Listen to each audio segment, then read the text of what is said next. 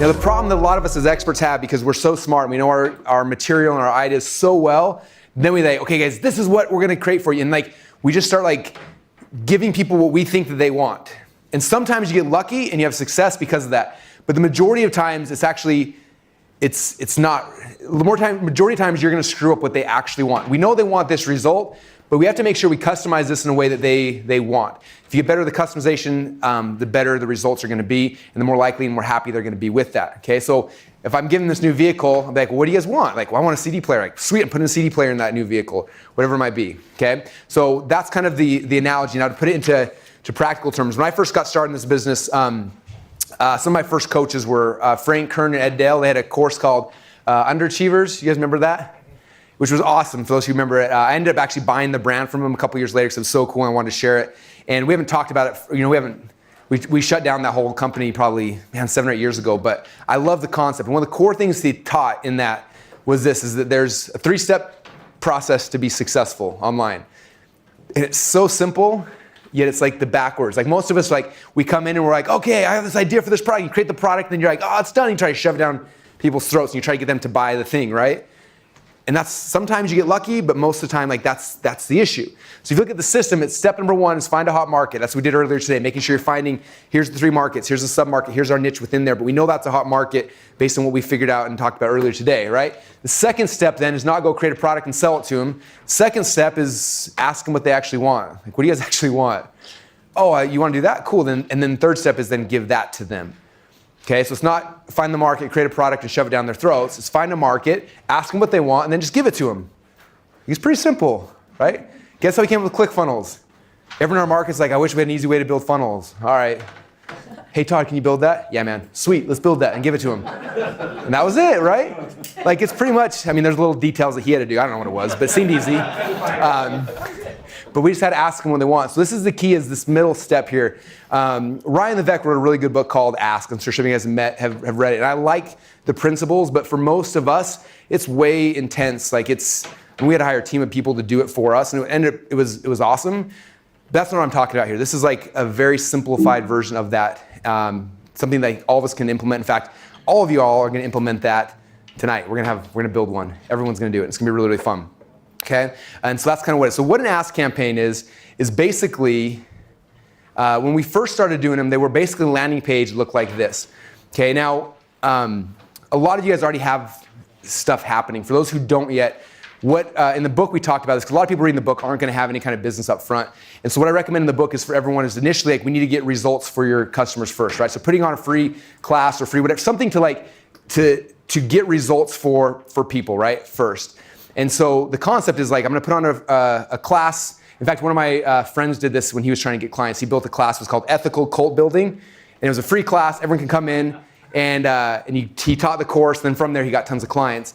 But he could have then gone, stuff we'll talk about tomorrow and build into a whole company, but he didn't. But the concept was he had this class out there and he put it out there. He said it was free. And it was like, basically, ask me a question about whatever question you have, and we're going to take those questions, and from there we'll build the curriculum. And it was an amazing experience. I had a great time going through his course. This Ask campaign, like a couple stories just to show you guys the power in it. One of my businesses, some of you guys know, we have a company called Overcome Pornography. And when we first came out with the idea for the company, we started putting it all together. And I was assuming that like all of our customers are gonna be men who are addicted to pornography. And so like that's who, like the product started getting created towards them and like all the marketing and everything. And about that time is when I heard about these Ask campaigns. And I was like, okay, I'm gonna do that. So we put out a page and it was really simple. All it said is like, what's your number one question about how to overcome pornography addiction? And we put it out there. We started buying, this is pre-Facebook, so we were buying Google ads to it. We were going to different parenting groups. And what was interesting, and this completely transformed like the direction of the entire company, is that the people that started filling this form out were not the people who I thought. I thought they were going to be men who were struggling with pornography addiction. It was wives of men who were struggling. It was mothers, had kids that were struggling. Like those were the people that responded. And all the questions came in like, well, my husband struggling, like what should I do? My kid's having this issue, like, and all these questions started coming in. I was like, wow, like the people that are actually interested in this, it's a whole different mark. Like I missed the mark completely. I was so close to it.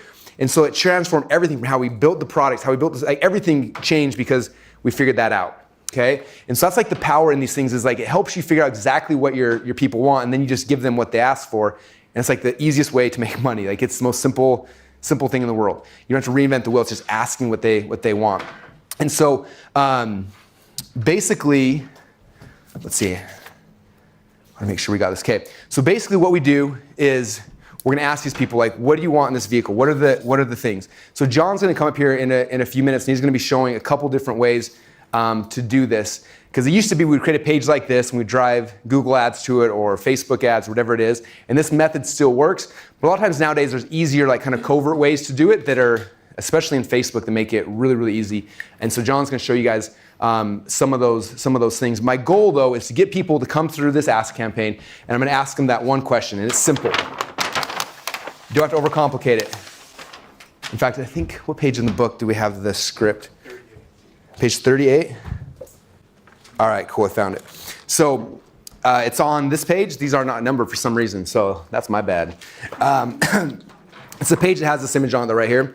On the side here is a script. So basically, what I would do if I had a landing page, this would be the video I'd put on the page. If I'm doing a Facebook Live, this is kind of the script I would use. If I was doing an ad, like, there's a bunch of different ways to do it, but this is basically the script. So it says, there we go, next page. It's on this page. There's no page numbers in here. Chapter Ask campaign. It's like a quarter of the way. Yeah, just a quarter. All right. Here it is. All right. Just listen. I'll say it. It'll be good. Okay. I'll say it, and then it's on this page when you guys do find it.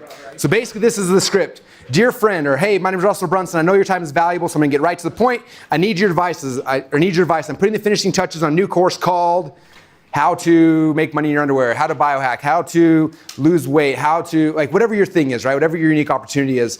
And I want to make sure I don't leave anything out. So if you let me know your biggest question is about how to overcome weight loss, overcome pornography addiction, how to make a potato gun, whatever your thing is.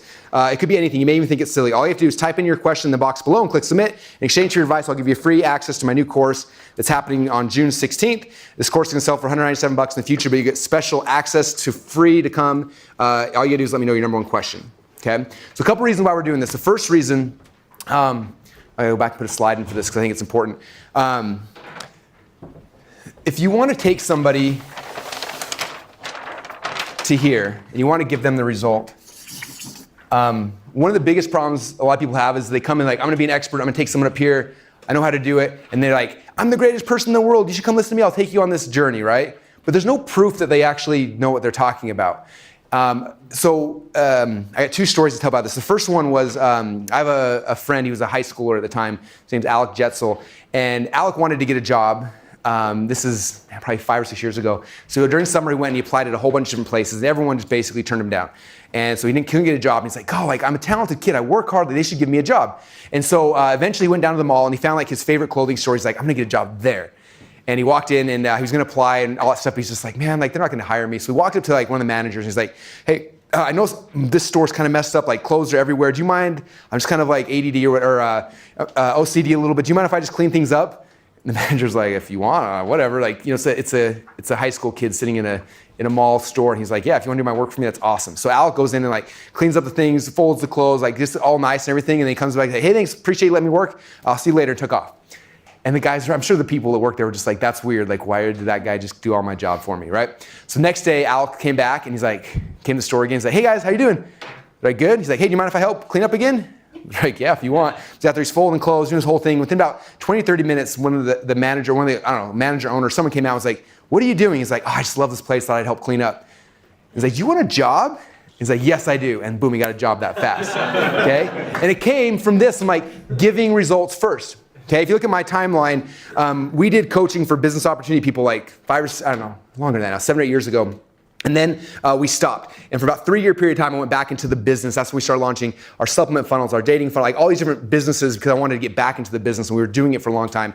And afterwards, after like 2 or 3 years, I was like, we want to get back into this business. Like we kind of want to do the coaching stuff again. And so the first thing I didn't do was make a video of me like, hey, my name's Russell Brunson. I'm so cool. I got tons of results. I'm the most cool guy in the world. You should pay me to be in my coaching program. But how many of you guys have seen people like that's their pitch for their coaching programs? Super annoying. I can't stand that. And I was like, I got to make sure that like my stuff actually works. I don't take someone's path to get a result and then they fail. And then I'm like, man, I'm actually not any good at this. And so I started thinking back to like the whole .com Secrets book, like who is my dream client? Who do I want to serve? And the time I was going through like a juicing thing, and I saw Drew Canole online. I was following him. I was one of his like 1.5 million followers, and we're hanging out, and I'm like, learning all this stuff about all this juicing stuff, and I was like having so much fun. And then like he stopped selling me things. I was like, dang, like I wish this guy would sell me something else.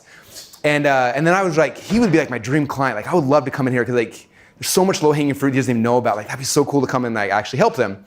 And then like a week or two later, I was flying to San Diego, and we had a friend in common. So I asked my friend, like, can you introduce me to Drew? I'd love to get to know him. So he introduced me to Drew through text message, like, hey, Drew, this guy Russell Brunson's gonna be in San Diego. You guys should meet up. And Drew's like, cool, here's my address, which was kind of weird anyway. But I'm like, all right. So I was like, all right, I'll come to his house. So I jumped in my very first Uber ever. It was my first Uber ride. I was really excited. And I go up to this like place, and I get to his house. I knock on the door, and he opens the door. And I was like, this is like, I was freaking out. Like, I was like the starstruck, like, this is Drew Canole. I'm so excited. And then he lets me in this house. We sit down, and I walk into the front room. I sit down, and I see my book, The 108 Split Test, sitting on the counter. I was like, oh man, like I didn't know if he knew who I was. I was like, you brought my book. Like, yes, like, this is so cool. Like, it's so much easier to negotiate with people when you call them up and they're like, I'm a huge fan. You're like, oh yes, this would be so much easier. Anyway, so I get there, and I was like, hey, you got my book? He's like, yeah. And he kind of gives me this weird look, and he's like, there's a really funny story about that. You want to hear it? I'm like, yeah. He's like, last week, I start seeing your face pop up in my newsfeed all the time. So eventually I like clicked on it, I see this book, so I buy it because it's free. Shows up at my house. He said, last night I'm sitting there flipping through the book, and I was like, man, how cool would it be to have Russell come and like fix our funnels? And then I get a text from Carl like 5 minutes later, and now you're sitting in my front room. And he's like, this is kind of creepy. And I was like, that is really creepy, man. And so we start talking and like just kind of hanging out. And from talking with him, first off, like all of us, right? Like we try to be very professional and not vulnerable. And we're talking, and we're talking about business and stuff. And then like he kind of got like a little bit vulnerable for a second.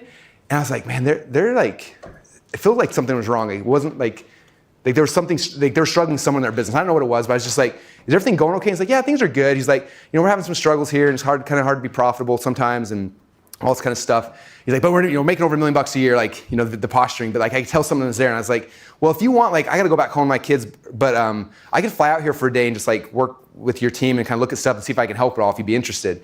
And he was like, I can't really afford that right now. And I was like, well, I'll just do it for free.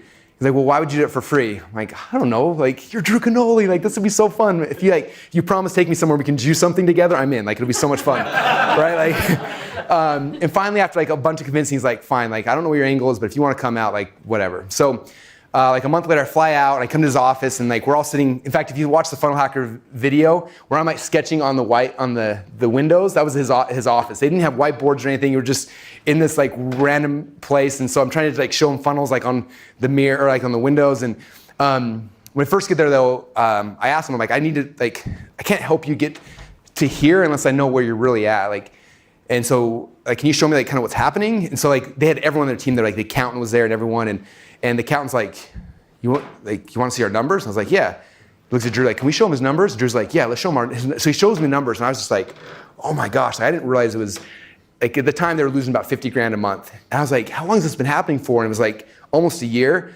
I'm like, how much longer till you're done? He's like, we're pretty close. I'm like, oh my gosh, like, crap. Okay, like this went from like a fun little side project to like, oh my gosh, like this is like a real thing. And so went in there and we started looking at their current funnels, and there were some things that they kind of weren't doing or whatever. We talked through those, and then I was talking about like, what are the new opportunities? Like what else? Like I was a customer, man. Like I bought all your stuff, and then there's nothing else to buy. Like what else do you guys have? And like, well, we're thinking about this and this and this, and like, and we had this idea for a supplement to be a green drink. I was like, dude, that's it. I'm like, I do supplements. Like, let me show you my supplement funnel. So I showed them my supplement funnel. I showed them the company that named my supplement. So they called them up, and eventually they came back. They got the domain name Organifi, and then they named it, and they put the other thing, and they put every last penny they had into this supplement. Like they were like, when it launched, it was like, if this doesn't go, like we're done. Like the whole company shut down. And we voxed back and forth next month or so as we helped them kind of structure out the strategy behind it, and the pricing and everything. And then they went and they launched it.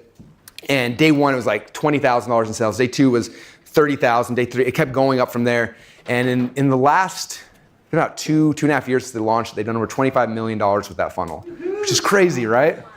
And so what was cool is afterwards, then Drew made a video of him, and it helps that he's like probably the best looking human on earth.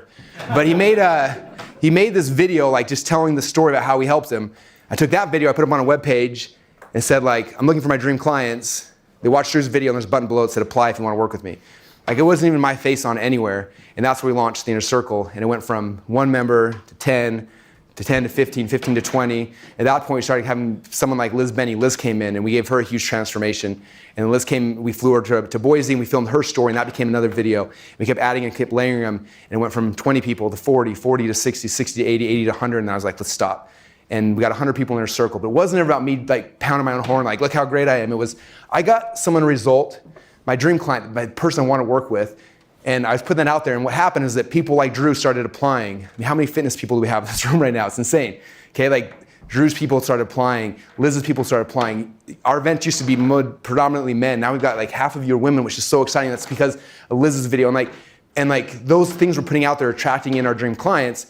But the result is key first, like getting the result first, and then we can share that. And so the whole concept of doing the Ask campaign this way is like, let's do a workshop, let's do a weekend thing or a 6-hour thing or 3 or something that you're gonna get some results for people, and let's bring in a beta group of people and let's take them through this process so you get results. Now some of you guys already have results. Those who don't, like this is where I would start at. I'd say next Saturday we're doing a 3-hour class. I'm gonna show you guys how to go from this to this, and we're gonna go through this process together and make it free. And you'd be like, I don't want to do it for free because then they're going to buy in the future. It doesn't matter. Like right now, you got to do it for free to get the right people in.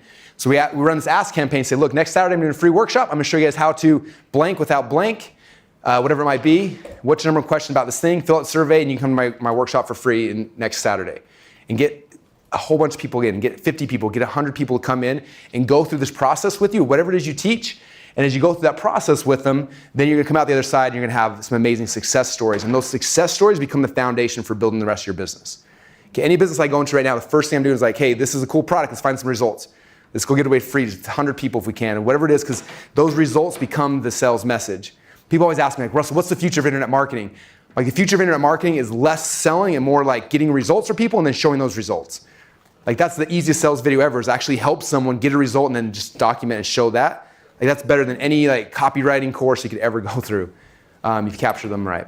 So that's kind of the thing. Now the way these Ask campaigns work, and this is even if you have an existing business, it's still anytime you create a new offer, a new product, or do anything, or you're stagnant or you can't figure things out, like we use these all the time. Like we're bringing them out every time we're trying to figure out the next piece. So someone comes through here, and you ask them what's the number one question, and what'll happen is you start getting a whole bunch of different things coming in. So when we did this for my potato gun product initially, I started getting all these questions coming in, right? And I ran it till I had about 100 questions.